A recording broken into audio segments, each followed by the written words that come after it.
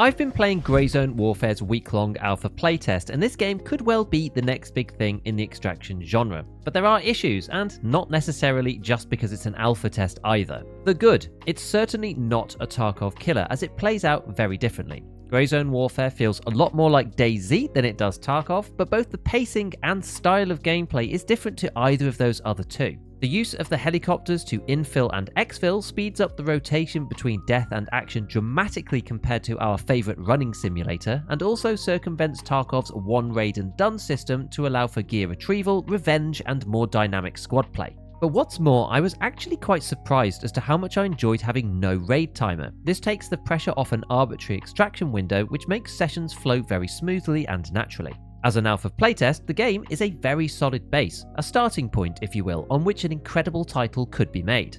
However, and here's where the bad comes in, how the gameplay loop of the final version will actually work is a bit of a mystery at the moment. Some of this is intentional, such as the middle of the map Ground Zero not being included, which is likely the point of the entire game, and then the rest is due to a combination of being an extremely early alpha combined with a limited understanding of what the devs actually want to achieve at the end. Before we get into all the gory details of my thoughts so far, for those of you who haven't been keeping up with Greyzone minute by minute, the game fundamentally works as a PvEvP game where you choose to be a member of one of 3 PMC factions stationed in a triangle around a broadly circular map. You get given quests very similarly to Tarkov from traders accessible in the main menu when standing in your home base. Before playing, I thought that they would be physically present in the base and not just a menu, but that's apparently how it works at the moment. There's a stash, just like Tarkov, the traders sell things, just like Tarkov, and the inventory, well, it looks very much like Tarkov, down to the weapon parts and stacking backpacks. Make no mistake though, this is no criticism. It is a tried and tested formula, clearly going back to before EFT even, to Stalker and older MMO games like Diablo that have used a grid and trader system forever, so don't get too worried about that.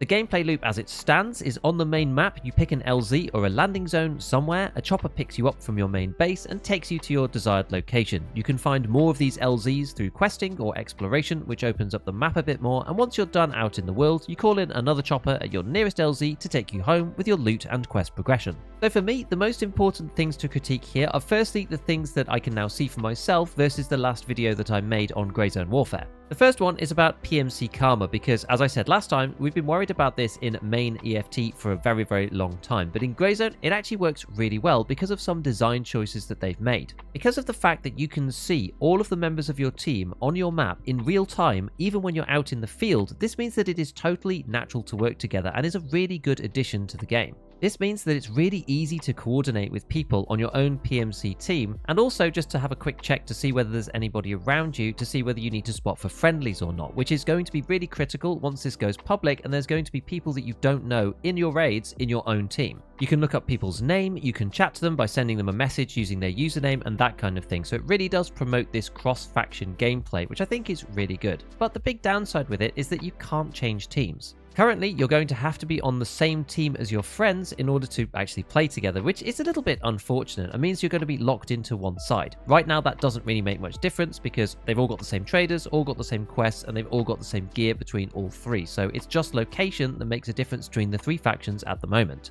But it does open up that classic gaming anxiety of opening up the game and being confronted with a screen, choose a faction that you have to do before you can do anything else, and you may not know which team your friends are on and you have to wait before you can go in and actually get started. The next thing that I was not necessarily worried about but stressed that was going to be very important was the AI, because if the devs want this to be a PvE experience primarily, with the sort of second P being a lowercase small p off in the corner, then the AI is of paramount importance. From seeing what they've done so far, I'm actually pretty impressed. I wouldn't say that the AI is worse than Tarkov necessarily. They move around quite well. Once you fire at them, they look pretty realistic, trying to dodge and weave and check for enemies and try and find out where you are. Yes, they probably don't really find cover as much as they should and stand out in the open a little bit too much. But the way that they look to start with, it fills me with confidence that they're going to improve this and make the AI actually pretty decent. Outside of just the AI's behavior, the things that I do think that the team needs to work on is firstly too much voice lining. The AI voice lines a lot, especially if you're in some of the military bases. They're just calling out constantly and there needs to be a much greater variety of the voice lines. You hear the same "come out pussy" like 16 times within one engagement.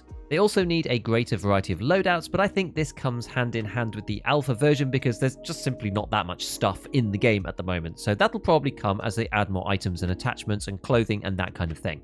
The last part about the AI that I think would be cool is more patrols between points of interest to just kind of liven up the gameplay a little bit. Something like Far Cry 3 I think is a really good example, with AI moving from one place to another using jeeps and that kind of thing. And this would liven up the world a little bit, make it more dynamic and make traveling between points of interest a bit more interesting. Now, one part of the AI that is a little bit odd is kind of half and half to do with the medical system and AIs themselves. So in the early playtest of the build that we were looking at, the AIs had seemingly a lot of health. They could tank an incredible amount of bullets before they died. This was supposedly due to a bug where hollow points and those type of rounds weren't expanding how they should, and so they weren't hitting organs and dealing lethal damage, which meant that AI could stay standing up to 4, 5, 6 shots of flesh-style rounds without going down, which was kind of crazy. But even though that bug has been resolved, the medical system is still a little bit strange to get used to. You don't actually have health per se as a player. You have blood, and then you have your various organs and body parts. So it's a little bit like the Tarkov system, but with the 440 health pool removed. If you lose too much blood, you go into a coma, but that doesn't necessarily happen straight away. So you can fire at somebody a lot and they won't die because you don't actually have a health pool. Headshots and heart shots obviously do kill in one, but the issue is that it's going to take a bit of time to figure out how the time to kill feels, how it looks like, and whether somebody can take, 10 shots to the arms and still be stood up, because that would be a little bit odd. There are quite a few different items that you need to heal stuff, and in my opinion, it needs to say on the items what they actually do. I'm still slightly confused about the medium wound versus bruises and whether you need to take painkillers or not and which one fixes which. After playing it for a little bit, I kind of just used a bit of everything until the status effects went away, so it's not really that intuitive. This is sort of a skill issue because obviously after a while you'll just learn it, but I do think for new players it would be a little bit better if it said exactly on the items what game mechanic that they fixed, because after all, this is a game. The one other thing I would say about the medical system before we move on is that sometimes I actually found it hard to realize that I got hit. The aim punch is nowhere near as hard as Tarkov, and I'm not advocating to increase aim punch in the game, but I feel like an indicator around the sides of the screen or a flash of blood or something like that to make it a bit more obvious that you got shot would be quite good. I had many situations where I thought I got hit but wasn't really sure, and then I looked at my status effects and I was bleeding. I feel like I should notice it a little bit more than I do in the current game. So, onto the questing. How does the questing in Grey Zone feel? Well, to me, it feels very much like Tarkov without the quests to find X number of items like Salewers or gas analyzers, and also without the quests to do PvP. Clearly, we're still relatively early on within Grey Zone's cycle, and how the quests are going to be, I'm sure will change in the future, but I did find some of the questing a little bit tedious because we're so used to doing that kind of thing in Tarkov. Although the devs said that they wanted to steer away from find 3 Salewers and that kind of quest, you couldn't really do it in the game anyway because barter items don't really seem to exist. There aren't any. It's not like you're picking up fuel conditioners or bolts or screws or anything. There just aren't any items like that in the game. Now, I don't know whether this is an intentional design choice or whether those things are coming later, but because there's no crafting, there's no hideout, and there's no flea market or anything like that, you're really just picking up weapons and pieces of equipment, and there's no loose loot barter item style items at all in Grey Zone Warfare. The quests instead are more like the Pocket Watch, where you have to go to a particular location and pick up a quest item that is only visible to you or people who also have the quest, and then take it back to the base. This is fine, but it reminds me so much of Tarkov that it's probably going to get boring quite quickly. The way the system works at the moment is extremely wikiable, which is something I was concerned about in the original video. Everybody has exactly the same quests, they're in exactly the same place, and once one person has done it, you could just tell your friend where to pick it up. So that's going to go on a wiki at some point, and everyone's just going to go there rather than reading the quest dialogue. To add to that, some of the original quests gave you map coordinates as to where they might be, which is a really good starting point and made me feel like, okay, I want to read the quest dialogue because it shows you where to go, and then I look at my location on the map, and then I go there, and then I can complete the quest. But after the first 1 or 2, we're kind of back to the old style Tarkov one. Oh, go find the car repair shop and place this package underneath the front of the cab, that kind of thing, where you're just wandering around in circles trying to find this place whilst getting shot at by AI, and it feels kind of frustrating. Most people aren't going to bother searching all of that stuff out if the wiki is there and everyone has the same quests and all the things are always in the same place. This is an issue that we ran into with Tarkov already that they have tried to solve, but there must be a better way. This for me was actually compounded when some of the quest dialogue said things like, this is mainly an information gathering mission, so you need to stay out of sight and avoid coming into contact with the locals in terms of hostilities. But when you go there, it's very difficult to do that in terms of stealth, and you just go in guns blazing, kill everything, and there's no consequences for that whatsoever. I personally find that actually more immersion breaking than not saying it at all. Saying that stealth is important and then it not being important whatsoever actually makes me feel that the whole thing's just a little bit fake. The quests that I think would work best would be a little bit more immersive in terms of having to read the dialogue and feeling like you're invested in the progression of that particular quest line. So for example, a trader gives you a particular location or coordinate to go and find a dead drop. In the dead drop there's a note and it gives you a particular location that you need to go and scout out. Perhaps there's a camera item or something and you need to take some photographs and upload them or send them back to base or whatever. Once you've done that, then you've taken the intelligence and you go and make a plan as to how to go and attack this base. I can see that Madfinger all for do it how you want and you need to think about it before you go in, and maybe some of the harder quests later down the line are going to be more like that, but I just feel that they're falling into the trap that Tarkov did with wikifiable quests where no one actually reads any of the dialogue, and on this basis I almost missed the fact that one of the first traders that you unlock is actually a local, because that says so in the quest dialogue, but because I was so focused on just getting it done, I actually didn't really realise that link in the kind of story. One additional comment about questing is that yes, Madfinger did say there'd never be any PvP quests, but I actually don't really think that this matters. They've said that it's a PvEVP game with the de-emphasis on the P, but I think that there's probably going to be a lot of emphasis on the P anyway, just from players and the way that they interact with this stuff. The E and the quests are really just excuses to get you into situations where you're going to meet other people, and because there's going to be different servers for PvEVP and PvE strictly with no PvP on it whatsoever, the people that don't want to engage with PvP will just go to the servers where that's not present. On the flip side, in Tarkov, most people actually really hate the PvP quests. A lot of those are involving different types of weapons that you have to use, such as Setup, which is universally hated, things like Punisher, which are generally okay, but people dislike the map, Lighthouse, and using the SVD, and whatever. I mean, some people do like them, but they're not really some of the most loved quests in the game. On that basis, I think Greyzone will end up being mostly a PvP game, despite what Madfinger say, unless they change the structure completely, because that's really going to add the spice to why people are wanting to play it for over 100 hours. Okay, so enough about questing, let's change tact and talk about the map. So the map is obviously amazing. It is totally beautiful, the full jungle, it feels incredible to play in. It's like a fleshed out version of DayZ. That's sort of how it feels. It's like DayZ in a Far Cry 3 style world. The reason why it feels like DayZ to me is that you start out in the open, kind of in fields and trees and bushes, that kind of thing. And as you move towards a point of interest, there's small farms, scattered houses, a few fences, and then you slowly move into more and more built up areas. That feels very much how DayZ plays out when you decide to go and do a thing, hit a town, whatever it is that you're wanting to try out in that game.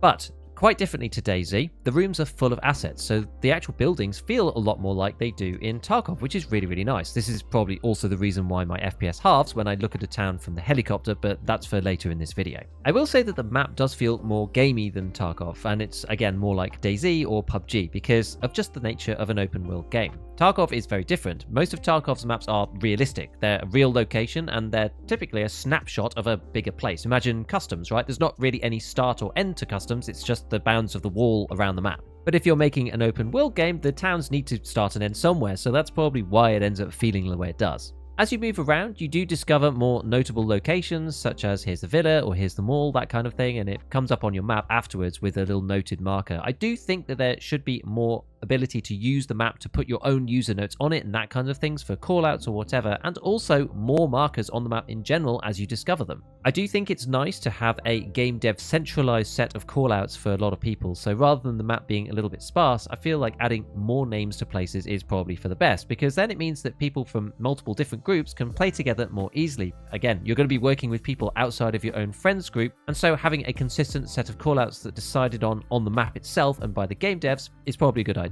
One thing that is a bit odd about the map at the moment in Greyzone is that there is a big map which is in the main inventory menu, and you can go into that, zoom in and out, you can see where your teammates are, what choppers are going around, mouse over people, look at their names, send them a message based on that username, that kind of thing, which is great. And then there's a little quick map. The problem is, this is not zoomable, you can't mouse over, you can't call in choppers or anything like that, and you can't see your teammates' names, and I think the distinction between the two maybe needs to be blended in a little bit better. There's no hotkey for the big map, and the game remembers what you were last looking at when you were in the inventory system, so if you get shot up all of a sudden, and you were looking at the map previously, when you try to open up the inventory menu to heal a bleed, you're faced with the map itself, the big map.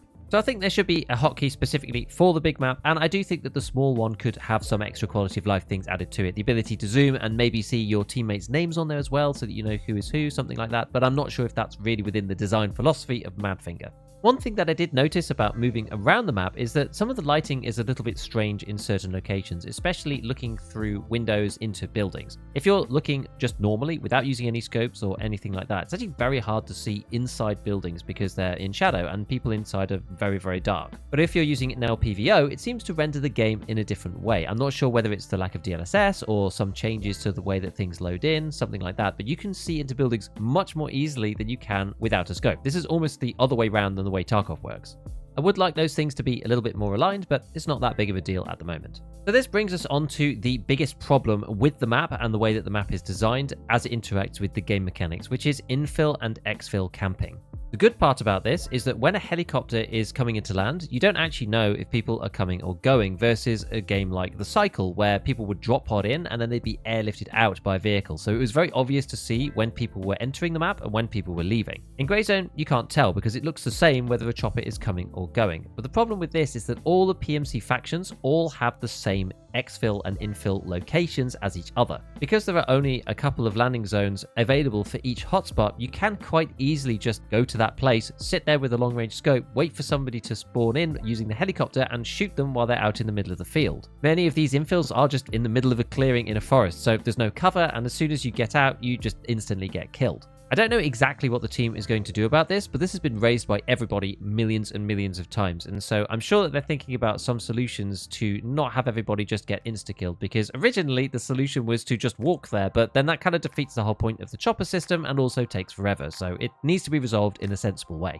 So this brings me on to loot. Loot, as I said before, is practically non-existent. You can get some weapons and higher tier parts in the medium areas which we're able to go to, but looting is just not really a big feature of the game. I imagine this is one of those elements that is coming because it's in early access, but the looting at the moment revolves basically around killing AIs and trying to find the keys on them because it's RNG to find the keys for certain rooms that you need for certain quests, which again smacks me a lot of Tarkov and I don't think is very good game design, and the occasional weapon part that you find in certain boxes. I do think there need to be some more crates and the loose loot needs to be a little bit better in some of these areas, but again, this is all stuff that's easily fixed. One thing that I do like about the structure of the game is that the areas are basically tiered kind of by voluntary choice. So the starter areas near your PMC faction are very unlikely to have PMCs from the other factions in them there, unless they purposefully go there to try and kill newbie players. It takes a very, very long time to actually get to another PMC's base, even if using the helicopter, and most of the time as a new player, you're going to go into the starter town that doesn't really have any loot, and you're going to be killing AI, and it allows you to warm up into the game and give you somewhere to go that isn't crazy and it's not going to be populated by high tier players like you get on EFT. The bases in between the PMC factions are then medium tier, and then presumably the ground zero right in the center is going to be where all the high tier loot is and all of the high tier PvP. So I think that layering and that tiering is pretty good. And again, that's sort of a bit like DayZ. The only potential issue that I have maybe is that because of the infill-exfil system, gear fear isn't really that present because you can always just go back to your body. Yes, somebody might be camping it or whatever, but once you're dead, you can just come back and meet your team again. This means that most of the time you are able to go back and re-gear up again, not losing your stuff and not having to wait for it to come back in insurance either. But the gear just doesn't feel as valuable as it does in something like Tarkov or in DayZ, where when you die, it's a really big hit to you. Whether this will impact on longevity, I'm not really sure, but it's just something to bear in mind.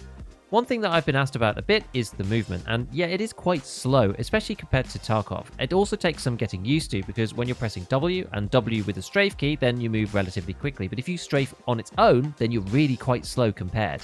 If you add leaning onto that strafe, then you move at an absolute snail's pace. There's a button that you can hold down for doing like a sneak walk. It's like a minimum walk in Tarkov, sort of the equivalent. And if you're strafing, it gives you the same speed as if you're sneak walking. So it's incredibly slow to try and clear corners. I was super excited to see that vaulting is in this game, but honestly, it kind of sucks. Like, vaulting to me has been one of the biggest problems. I can't get it to vault consistently. Some walls you can seem to vault over where others you can't. Again, I'm sure this is going to get cleared up, but the most important thing, it needs to have 2 keys. Having vault bound to space as well as jump is incredibly annoying, and it means that you spend time just bunny hopping at a wall trying to figure out whether you can vault over it or not. Even Tarkov has done this at this stage, and it is absolutely required that vault and jump are on 2 separate keys. When you're vaulting, your head is stuck looking forwards as well, and you can free look, but I think that free look should just be turned on automatically when you're moving over or something using vault. And also there's a low ready stance in the game, which is kind of cool, but it activates automatically. We need to be able to have buttons for different stances because it impacts your ADS time, and you want to decide whether you want to be in low ready or high ready. So that system also needs some refinement. In terms of weapon handling, the recoil system in this game is much more of a traditional recoil system. So when you fire, there's a permanent move vertically in the reticle, and you have to pull down to counter it. An AK in 7.6.2 jumps a lot more than an M4 does, and modding an M4 using level 1 traders and a suppressor that I found was actually really controllable, much more controllable than I was expecting. The stats that were visible in the UI aren't really anything groundbreaking. Recoil reduction, weapon handling, dispersion, stamina drain, loudness, and weight. And I'm not entirely sure how much modding affects the guns yet, but suppressors and muzzle brakes do seem to have a massive impact on the stats given. This again reminds me heavily of Tarkov, and I do hope that Greyzone doesn't fall down the same trap of suppressors are just the best at everything, they give you the best recoil, they're also quiet, and so nobody is loud anymore because it makes the map really empty. Being able to hear all this early game gunfire is part of what makes a Tarkov map and also the Greyzone starting towns and medium loot locations alive. So we'll see on that. And another thing that I noticed is that pistol ADS speed is way too low at the moment. That's one of the major advantages of a pistol, and again, there's just not really much point taking it. It's a little bit like EFT right now. They've tried to add incentives in Tarkov to make you be able to quick swap, but nobody really uses them unless you're taking in a sniper, for example, and I think Greyzone might be the same.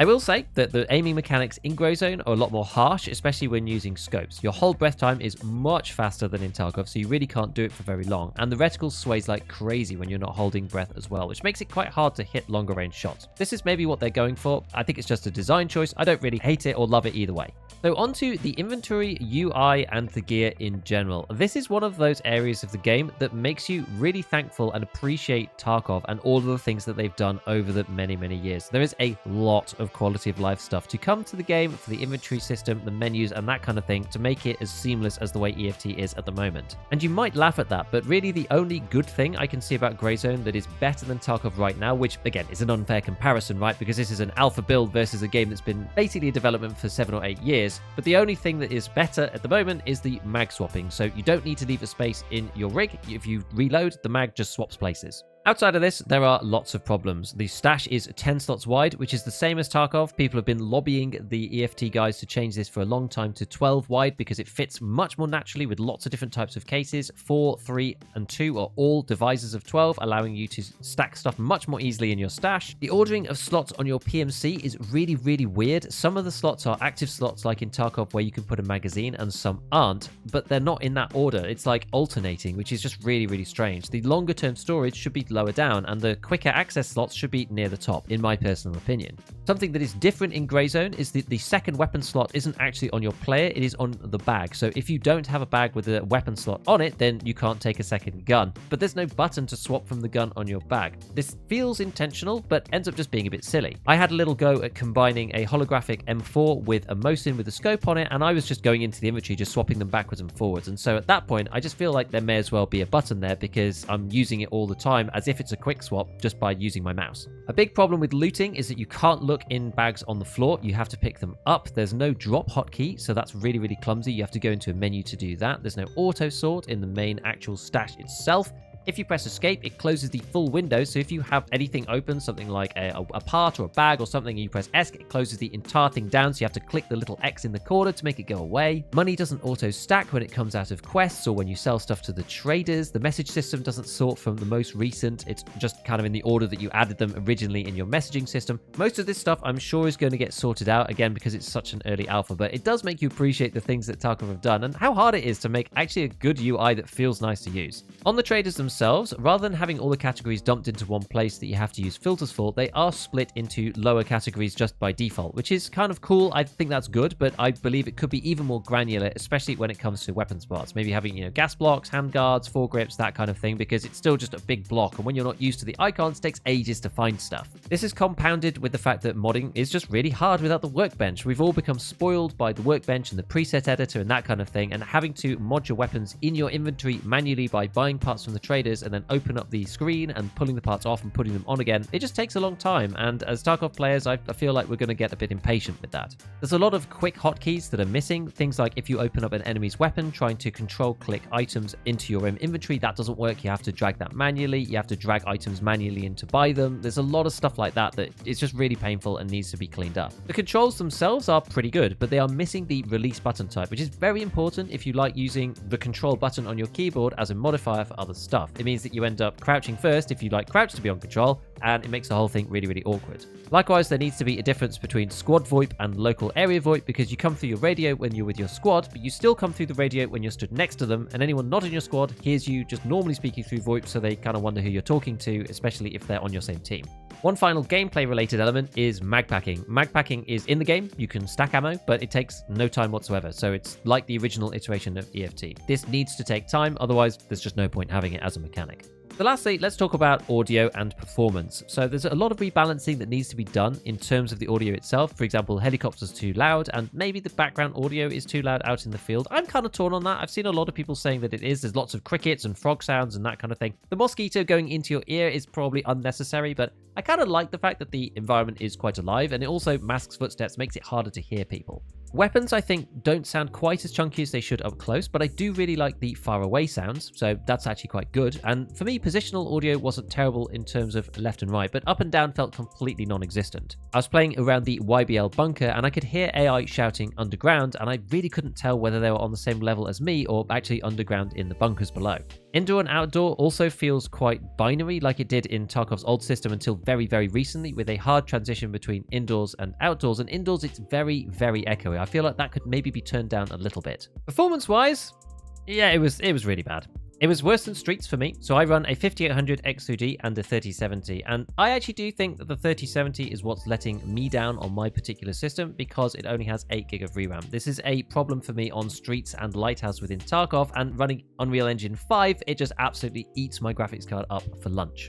Something that I think probably will be fixed at some stage, but I was having RAM crashes. Even with 32GB of RAM and the 8GB of VRAM, it was completely filling my system memory and just crashing the whole game, which is very unfortunate. And one of the worst parts about it for me right now is that I can't dual stream it to YouTube and Twitch at the same time, which is basically why I've stopped streaming on YouTube whilst recording all of this Grey Zone stuff, because I can't do both. For that reason, I'm looking into a multi-stream setup, but I was all on low with DLSS on performance, and yeah, maybe some of these settings could be tweaked, but I don't think my system is necessarily that terrible. It's not high end, it's probably firmly in the medium territory, but it's gonna struggle to run this game. I was running at about 55 to 60 frames off stream and about 40 to 50 frames on stream. Clearly, people with 40 series cards were having much better performance than me, but one thing that I would be a little bit aware of is some people were claiming to be getting crazy frames. Now, AMD FSR is actually in the game as well as DLSS, but one thing that's also there is the FSR frame generator, which uses AI to create interpolated frames. This doesn't really work very well if you're under 60 FPS to start with, and it took my frames from 50 to 85, but it gave me a ton of input lag. So although the frame rate looked better on my screen, I then had input lag on my mouse because of it, so it ended up just not being workable at all. When people are talking about the FPS that they're getting, just make sure that they've not got the frame generator on, or if they do, just bear that in mind, because those frames are not real frames. Like, they do render on your monitor, but they're not coming from the game's engine, it's coming from the AI interpolation on the graphics card.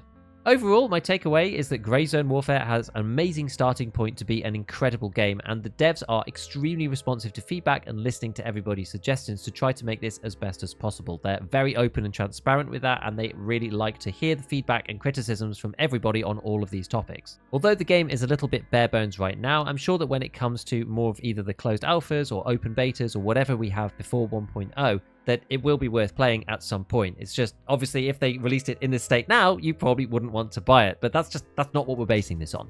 The progress that the team have made so far in such a short space of time is honestly amazingly impressive, and to have a UE5 map running with no loading screens whatsoever once you load into a server is incredible. It's an amazing technical feat, and I wish them the best of luck and hope that this game comes out to be fantastic. So as usual, a big shout out to all my patrons, and as always, have fun in your raids.